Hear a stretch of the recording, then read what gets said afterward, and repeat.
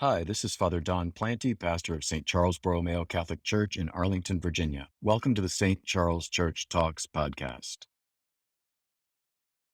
Good evening, everyone. This is a reading from the letter of St. Paul to the Ephesians. Grace was given to each of us according to the measure of Christ's gift, to equip the holy ones for the work of ministry, for building up the body of Christ, until we all attain to the unity of faith and knowledge of the Son of God, to mature manhood, to the extent of the full stature of Christ, so that we may no longer be infants, tossed by waves and swept along by every wind of teaching arising from human trickery. Rather, living the truth in love, we should grow in every way into Him who is the head, Christ, from whom the whole body, joined and held together by every supporting ligament, with the proper functioning of each part, brings about the body's growth and builds itself up in love. The word of the Lord. St. Paul makes the distinction between Christian immaturity and maturity, between Christian childhood and Christian adulthood, and that is based on the growth of grace, the growth in grace. Grace builds on nature, however. They go together, right? Growth in the spiritual and supernatural virtues requires growth in human and natural virtues. If a person ages but remains immature in social interactions, in personal and in work habits, and in their manners, they will also remain spiritually immature. They won't develop the skills, the habits, the virtues necessary for a mature spiritual life. Consider, for example, what is done in seminaries with formation for the priesthood. Seminary formation is based on 4 pillars of formation: human formation, academic formation, pastoral formation, and spiritual formation. Which of those do you think is the most important? Human, academic, pastoral, spiritual. Pope St. John Paul II said that the most important pillar of formation is the human formation, because you're not going to have good academic or pastoral or even spiritual formation unless you have the foundational human formation necessary to also grow spiritually. This is especially a challenge in today's world, in our society, that unfortunately in so many ways delays maturity, and I hope it's always present company excluded in this case. But, once upon a time, there was no such thing as adolescence. Teens actually were apprenticed to masters. They worked hard, they served, they got married and had children at a younger age than many people do today. Keep in mind, for example, Michelangelo, one of the greatest geniuses of all time, one of the greatest artists. He also wrote sonnets. He was a true Renaissance man, no pun intended, right? But Michelangelo was apprenticed to a sculptor at the age of 13. He carved his first sculpture, a relief sculpture, the Bruges Madonna, when he was 15. And he finished the Pietà, which is one of the probably top 20 most important sculptures in human history, when he was 24 years old. Ask yourself, how old am I and what have I accomplished in my life? He was 24 when he finished the Pietà. People learned virtues like responsibility, commitment, sacrifice, and hard work earlier in past ages. Now we have a term called adolescence, and the truth is our growth in the understanding of human development has brought us this necessary understanding of this phase between childhood and adulthood. That said, unfortunately now adolescence seems to be prolonged, and the transition to adulthood seems to be put off by our society. This is seen especially in the college experience, and sadly I've seen this in friends, in relatives. I've seen it since I was in college many years ago, right? Going to college is not seen as an opportunity for growing in virtue and in learning the truth, but about finally, throwing off the shackles of being under one's parents' authority and being able to just do whatever one wants. And going to college means now one is free to party and hook up and indulge one's passions inordinately, right? And that now seems that delaying of adulthood, that prolonging of adolescence that goes through college, now seems to creep into also what's called young adulthood. If you don't think party and hookup and the passion culture are part of young adulthood and extended in young adulthood in general in our society, I invite you to spend a few minutes in Clarendon Square on a Friday or Saturday night around 11 o'clock or midnight and tell me what you see. What you see is people who put off commitments to things like service to institutions, marriage, and getting serious even about religion and life. I gotta say, I think at times we also do a disservice, and I use this term all the time myself, but I think sometimes we do a disservice by using the category called young adults, as if we can't expect the same thing from them as old adults or more mature adults, right?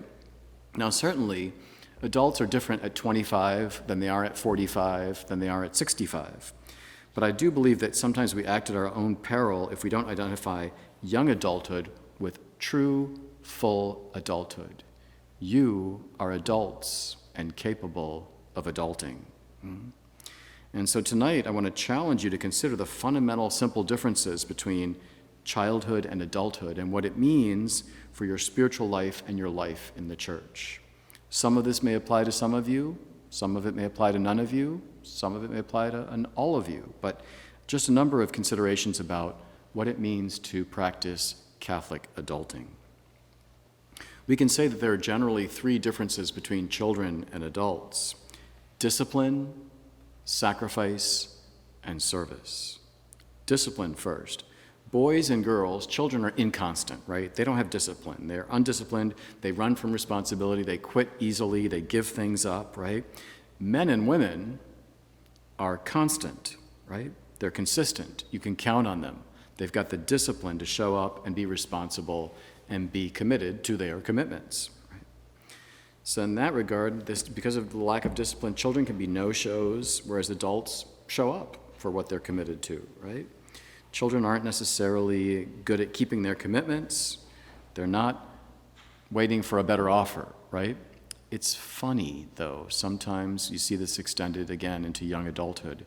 If you look at Facebook pages and events on Facebook pages, you can have interest going, not going, interested. And what do you always see? You see like 10 people are going, maybe 30 people are not going, and 150 people are interested, right? It's like, let's hedge our bets and wait and see what the better offer is that comes up at the last minute. Instead of like, yep, this is something I'm interested in, this is something I'm committing to, I'm going. Or I've got something else happening, I'm not going, right?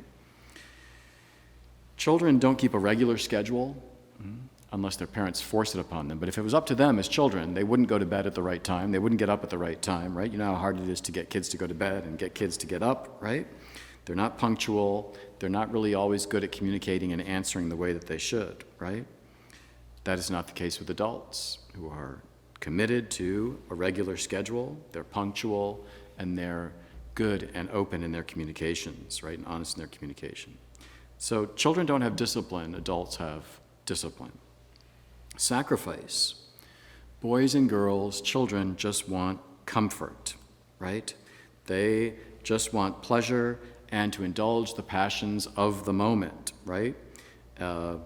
They want what's currently theirs and they want it constantly, right? Whereas men and women will embrace duty, hard work, sacrifice, and balance, right? Children don't know these things. That's why they have to have parents telling them what to do all the time, right? Children want pleasure now, and they want it all the time. There's no such thing as delayed gratification for children. It's something that they have to learn and be taught by adults, right? You may have heard of the marshmallow study before. I encourage you to look up the famous marshmallow study, where they tracked children who had a choice either to eat the marshmallow, and that's all they got, or they could wait 5 minutes and get a second marshmallow. And this exhaustive study over decades showed that the children that were actually willing to practice delayed gratification were much more successful in their lives in many different ways than those that weren't, that didn't have the discipline to wait and delay that gratification. Children want pleasure now and constantly, right? They don't They always indulge the pleasures of the moments, unless there's an adult there to tell them not to, right? Adults know the value of a present sacrifice for a future gain, and the balance of work and pleasure. It can't just be all the pleasure of the moment all the time, right? Service. Children are self-focused, right? Adults are focused on the needs of others. With children, it's all about them. They're not really concerned with the needs of others, and they don't take care of others, right? That's why adults take care of children. Adults put others first and consider and act on others' needs. And this is something we see in morals and something we see in manners. And I'm fond of saying that the two really go together.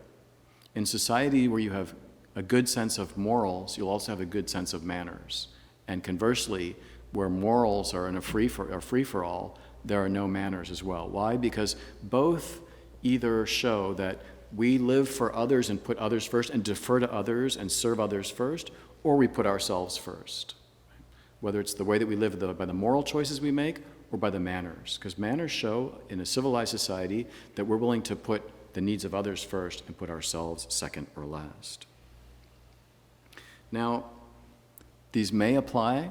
I hope these don't apply because we're Catholic Christians here, but it's important for us to understand the context in which we live. Some of the definitive and the most definitive sociological study of the millennial generation, and this may apply to some Gen Zers too. One of the hallmarks of the millennial generation is that they are consumers, especially of experiences. So for example, study after study has shown that if you offer a millennial a job where they can get more time off or higher pay, they'll take more time off over higher pay most of the time, because it's all about experiences that they enjoy rather than necessarily money. Money and stuff isn't as important as experiences. That's why social media and like Instagram is so popular, because people are always posting these awesome, beautiful, gorgeous experiences. They don't post themselves like throwing up in the bathroom after they got drunk, right? They post these beautiful hikes at the top of mountains or in these gorgeous places they're always going to, right? So millennials are consumers, especially of experiences, right? But that can sadly at times affect their relationship with institutions, including religion and the church, right? The temptation for millennials is to flit from experience to experience to experience, and so to be a consumer. I go to P3 at St. Charles, I go to theology on tap in Alexandria, I go to the dance at this parish, I go to this social collective thing here and there, and from social event to social event to social event to social event, consuming, experience, rather than rooting in one place, giving, committing, serving. Right? My friends, 3 differences between children and adults: discipline, sacrifice, and service. And the consequences of these 3 marks of adulthood for the spiritual life and for the life of the church is what I'd like to focus on now. And that is, we can focus on these virtues of discipline, sacrifice, and service in 3 ways. I think it's important to have discipline and sacrifice to have a mature spiritual life, and it's important to have the spirit of service to have a good church ecclesial life. Right? So first, our spiritual lives. Discipline, fundamental adult and human discipline, is essential for a deep spiritual life, right? Because holiness doesn't happen by accident. Right? We don't just sit at home in our chairs and expect to be holy. We have to be intentional about it and do our part about it. Of course, God's grace is always completely, freely bestowed upon us, but we can do our part to either close our hearts off to that grace or open our hearts to receive it. And so discipline is crucial to the spiritual life, because by certain disciplines, by committing to certain practices, we are disposing ourselves, we are opening our hearts to grow in grace, grow in our relationship with the Lord. And that's 2 things especially: sacraments and prayer. Discipline for sacraments. Obviously, Sunday Mass is something we should take for granted, right? The Lord's Day, keep holy the Lord's Day. It's the 3rd commandment. There are only 10 commandments, and they're in order of importance, right? The first 3 teach us how to love our Lord, and then the next 7 teach us how to love our neighbor. Number 3 is to keep holy the Lord's Day. And I got to confess, this is a personal thing here. You know, everyone has their own struggles. Everyone has their own challenges. Everyone sins in different ways. We all commit the same sins in some ways, but then everyone has their own things that are harder for them. And I got to say, as a priest, as a man, as a human person, as a Catholic, I understand, and having heard confessions for 29 years, I understand some sins. I do not understand for the life of me how people blow off Mass. I can understand in some ways that people fall into other sins. But when Jesus asks for 1 hour a week in the holy place of his house, of prayer with others and being nourished by his word and receiving his most blessed sacrament, I simply do not understand how people can blow that off and not have the discipline to at least go to 1 hour of church a week, right? But of course, I hope I'm preaching to the choir in that regard. But we have to be disciplined to the sacraments, right? Celebrating, of course, the most blessed sacrament of the Eucharist at Mass, and then the beautiful sacrament of penance and reconciliation on a regular basis. But again, it requires a certain discipline. We can just sit at home and never go to Mass. We can sit at home and never go to confession. It requires a commitment to say, this is a priority for me. This is what is important for me. I'm going to make sure I go every Sunday to Mass. I'm going to make sure I go every week or every 2 weeks or every month to confession. Discipline. And discipline for scheduling and spending time with Jesus in prayer. If you've ever heard me talk or preach at all in the last 29 years, you know that this is a constant refrain of mine because it's really what separates the men from the boys and the women from the girls in the spiritual life. It's what makes for saints, is quality time with our best friend Jesus in prayer, right? But that requires a certain discipline, right? It requires a certain discipline to get up earlier in the morning so you can pray before you begin your busy day, or to stop in the middle of the day, or at the end of the day before you go to bed. It takes discipline to say, I'm going to carve out quality time with my best friend Jesus. If we can be disciplined about our work schedule, if we can be disciplined about going to the gym, if we can be disciplined about social time we spend with our friends and budget them and schedule them in, we can be disciplined about our time with Jesus. If we don't have the basic discipline to live the sacraments and to spend quality time in that heart-to-heart conversation with Jesus, which is serious mental prayer, we're not going to be spiritual adults. We're not going to grow in grace. Discipline. Then there's the virtue of sacrifice. Sacrifice especially for penance, right? Penance is an essential part of the spiritual life and of growing in virtue. Why? Because when we do penance, we are focusing less on the material world and focusing more on the spiritual. By doing penance and depriving of ourselves of material things and our passions that are not necessarily bad things, right? Good things like chocolate or beer or wine or whatever it might be, or screen time, right? By doing penance and depriving ourselves of good things, we're focusing on even better things, which are spiritual things, right? And so the sacrifice, in terms of being strong in fasting and abstaining from things that we like, that is something that unbelievers don't do, right? It's people that don't believe in the gospel and don't believe in the importance of penance that just indulge their passions and eat and drink and do whatever they want and whatever they feel like at any time, right? Do we live the same way that unbelievers do? Do we indulge every passion every time? Any attachments that we have to worldly things, and certainly any sins, keep us from growing in love of God and love of neighbor. Keep us from growing in faith, hope, and love. So it's never sacrifice for sacrifice's sake. Like in Lent, I always preach on Ash Wednesday. It's never giving stuff up for the sake of giving stuff up. By giving stuff up, by freely choosing not to indulge in material things, and by practicing penance, we are focusing our heart, we are freeing ourselves from those attachments and sins and focusing our hearts more on what is spiritual. We're growing into mature Christian adulthood. So discipline and sacrifice are essential for the spiritual life. And then that other virtue I mentioned, service, which distinguishes adults from children, is essential to our life as Catholic Christians and our life in the church. And I'm going to focus especially on service to our parish, right?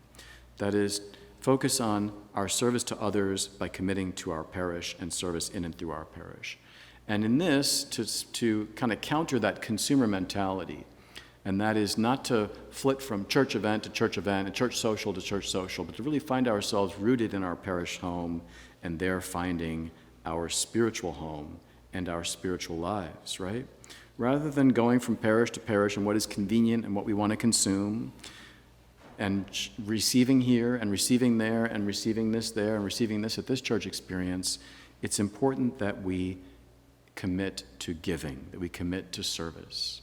When we come to church, are we about social or are we about service? You can have both, but it should never just be one without the other, of course, right? After our families, the fundamental unit of the church is the parish, right? And the church, in her infinite wisdom, has divided the whole world up into parishes. Think about that. On every square inch of land on the globe, someone has been assigned by the Catholic Church for the spiritual care of the people that live on in that square inch or square mile, right? The whole church has been divided up into dioceses headed by bishops, and those dioceses are subdivided into parishes headed by parishes. And the church is saying to provide for the spiritual needs and sustenance of the faithful, wherever they find themselves, here is a shepherd who is to take care of them. And this is their spiritual home where they are to find what they need, but also to contribute and serve, right? Are you always looking for what the church can do for you and give you? Or do you ask yourself, what am I doing for my church? What am I giving to the church? Concretely, what am I doing for my parish church? How am I serving? And this can happen in three ways. First of all, are you registered in and attending your territorial parish, the parish where you live, which is the parish the church has assigned to you to be your spiritual home? Domicile determines parish. Where you live determines what your parish is. Have you registered in your parish? And do you regularly attend Mass there? The parish is not the place you kind of pick and choose according to your consumer mentality, but the church the churches provide for you. Of course, you can go anywhere for Mass. No one is checking anyone's ID or residence at the door of the church, right? But make an effort to make your parish your true spiritual home. Not to mention the fact that when you need proof that you're a practicing Catholic so you can be a godfather or godmother for baptism or confirmation, or you need to get married or become a priest, you need to have proof of being a faithful practicing Catholic in a parish and get the documentation from your parish. So the first question regarding service in your parish is, are you registered in your parish and attending your parish faithfully? The second question in that regard, regarding your parish relationship, is, are you volunteering in your parish? There are 168 hours in the week, right? 124 times 7 is 168. God asks for 1 hour of public worship on Sundays through the church. You got 167 hours the rest of the week to do whatever else you need and want to do. Sleep, eat, work, party, whatever. Surely you could spare 1 other hour a week to serve the mission of God's holy church, to advance the gospel where you live, right? The parish does many things for you. It offers you sacraments, it offers you formation talks, it offers you occasions for prayer, it offers you a place to come and pray. What are you doing for your parish? Concretely, specifically, day in and day out, week in and week out, month in and month out. My friends, your parish needs you. The more a pastor and a parish staff have parishioners that are willing to volunteer and help serve the mission, the more we can grow the mission. The more we can evangelize, the more we can do in our parish neighborhoods, the more we can reach out and the more people we can bring in, and the more the church advances her mission. It is music to a pastor's ear when you go up to him and say, Father, I'm new to the parish, or this is my parish. What do you need help with? Put me to work. What can I do for you? How can I help serve and advance the mission of our parish to be the face of the gospel in Arlington or Manassas or Alexandria or McLean or Falls Church or Maryland or Ethiopia or wherever it may be, right? What are you doing for your parish? Your parish needs you, whether your skills are IT or maybe finance or even just you want to help the poor through the food pantry. Everyone can help in some way, if not in several ways. So register and attend your parish faithfully, volunteer in your parish, contribute to the financial support of your parish, right? One of the precepts, one of the 5 fundamental precepts of the church is all Catholics have the duty to provide financial support for the church and her mission, right? Good way to consider that is compare what you give to your parish church to what you spend on non-essentials, including and especially social things, right? You know, if you do the calculus of those, $5 coffees or the ridiculously priced, $14 cocktails or the ridiculously priced, tacos or whatever you're consuming during the week, and you compare that to how much you're giving to the needy or to your parish church, it can add up at times, right? I always do an annual, our diocese asks us to do so, and I'm always happy to do so because I believe in the mission of my parish and the mission of the church, and that everyone is responsible for supporting that mission with their time and with their treasure, right? Every year I do a parish offertory appeal in the fall at my parish, and one thing I mention to my parishioners every year is if every registered parishioner in my parish gave to the parish every month at least what they were paying for their cell phone service every month, I would never have to get up and ask for money again. Is that an inordinate amount of money for you to give to your parish church? And I'm not assuming you all are St. Charles people, right? I know people come from all over. Could you afford to give to your parish church at least what you're giving to the cell phone company every month? If every member of St. Charles Parish did that, I'd never have to ask for money again. But every year I say the same thing, unfortunately, right? Commit to giving a sacrificial, that is something that really costs you. It's hard to do. Fixed, that's a set amount. So it's not just what happens to be in your wallet or purse that week. Constant, regular financial support to your parish, whether you're there or not. And that's why e-giving is so great for parishes. You commit, you say, I'm going to give this much per week or this much per month, and then you let it go. And you're forcing yourself to be generous. And if you're on vacation or at the beach or you're on a business trip, still your parish is getting your donation to help support the mission, to help advance the gospel. Your parish needs your financial support to accomplish its mission. My friends, all of us, because of our fallen human nature, want to procrastinate holiness. We want to procrastinate growing up. I still find myself tempted to act like a child at times, if not every day, right? We all want to put responsible Christian adulthood off. Even St. Augustine famously prayed, Lord, make me chaste, but not yet. Of course, he prayed that before his great conversion, right? I challenge you, my friends, to embrace Catholic adulting if you haven't already. Again, I hope I'm preaching to the choir. If not, grow up. Don't put it off. Embrace Catholic adulthood, spiritual maturity through discipline, sacrifice, and service. Discipline for daily prayer, weekly mass, and frequent confession. Sacrifice for penance, like fasting and abstinence. Service by registering in and attending your parish and offering your volunteer time and your financial gifts in support of her mission.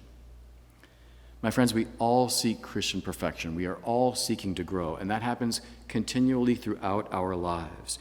But growth means change, and change is tough because we like to kind of stay the way we are, right? But as St. John Henry Newman said, Cardinal Newman, to be perfect means to have changed often. To be perfect means to have changed often.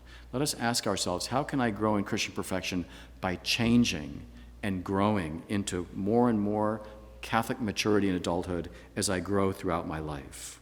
Let us pray, prayerfully consider these things, and then let us work for concrete change in our lives through discipline and sacrifice and service. So as St. Paul says, we'll no longer be immature children kind of rocked by the waves, but truly become mature and adult, committed, faithful Catholic Christians. Amen. Thanks for joining us today, and please remember to subscribe, and if you enjoyed our show, give us a rating on Apple Podcasts. May God bless you.